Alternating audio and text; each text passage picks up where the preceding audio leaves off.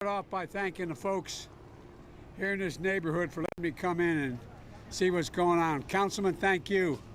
Thank you for everything. Folks, look, I'm grateful for the governor asking me to come on down to visit and to see what visit, and I want to thank him for his leadership as well.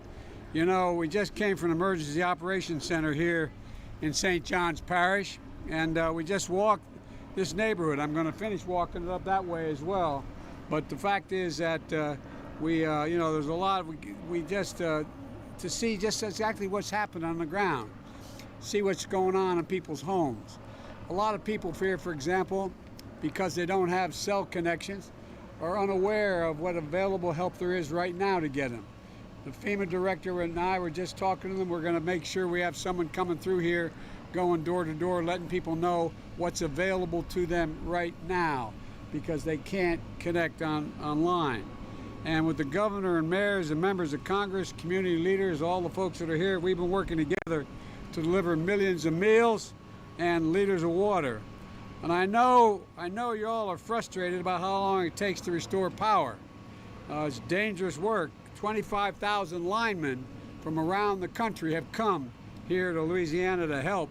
Crews from 32 different states are helping, and 2 of them lost their lives in the process of trying to get power back up. And we're working 24/7 with the energy companies who we met with the heads of today, and we're deploying even more federal resources, including hundreds of generators, and there's more to come to restore power as fast as we possibly can, faster than anything happened during Katrina. And we're also working on the cell phone with the cell phone companies, so you can call your loved ones, call for help regardless of where you are, make sure the people you know and you love, you haven't been able to talk to lately, be able to know whether they're okay. We're moving quickly to keep gas flowing to the pumps, including I've gone into the Strategic Petroleum Reserve. That's what's been set aside, the crude oil, providing flexibility for how many hours truckers are able to drive and transport gas and fuel, because there's a law in America. You can't drive for safety reasons beyond so many hours a day, but we need more movement of this fuel. And we're expanding the supply of gasoline that can be sold in the state of Louisiana. And there's much to be done. We're working around the clock with the governor and the elected officials here until we can meet every need you all have. In fact, reports suggest that some insurance companies may deny coverage for living assistance unless the homeowner was under a mandatory evacuation order. And so you paid your insurance premiums, you're supposed to get payments for additional living expenses in case of an emergency. Well, but the insurance companies are saying, no, we won't pay you what we owe. Well, we're putting as much pressure as we can. We know all the parishes that issued strong voluntary evacuation orders first, and many didn't have enough time to make that order mandatory as the storm moved so fast.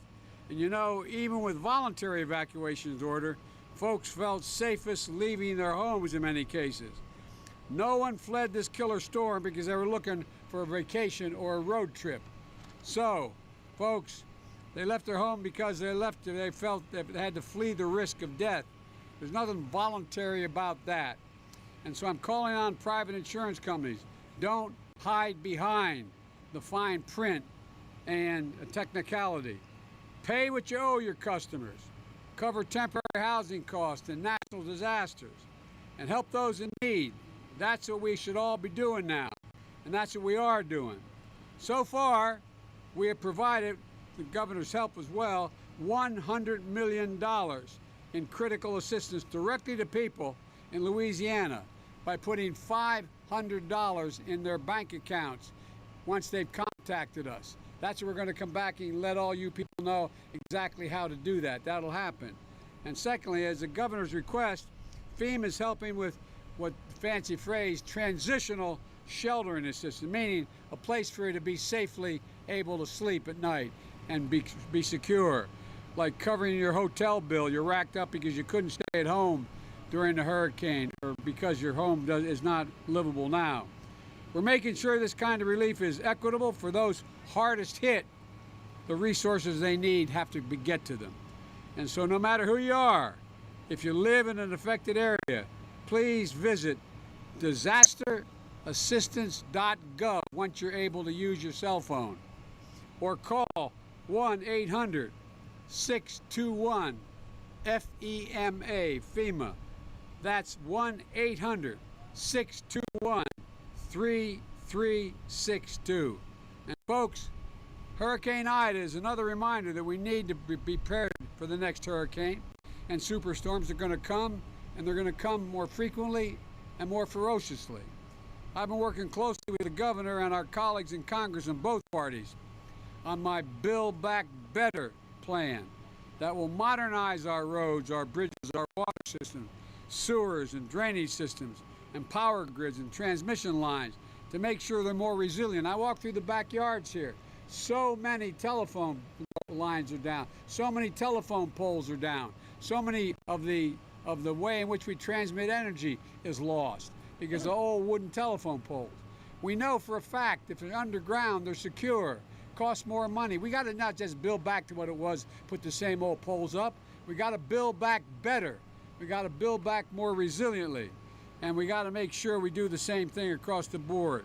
Think about how that $760 million West Shore project here in southern Louisiana will build miles of new levees, pumping stations, and drainage structures to provide protection for 60,000 folks in the area.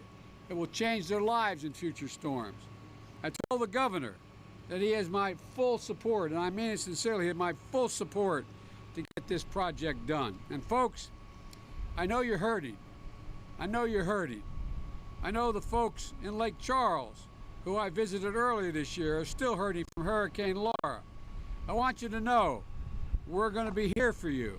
And with regard to Lake Charles, I've put in a request in the budget to provide for help for recovery for Lake Charles as a consequence of Laura and Delta, two storms that they still haven't gotten the needs that they have. This isn't about being a Democrat or a Republican. We're Americans, and we'll get through this together. We just got to remember, we not only have to build back, we have to build back better than it was before. Better than it was before, so when another superstorm comes, it's not the damage done. So thank you all very much. I'm going to see the rest of the folks in the neighborhood here.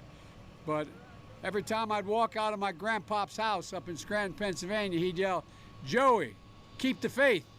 And my grandmother would yell, "No, Joey, spread it. Let's spread the faith, okay?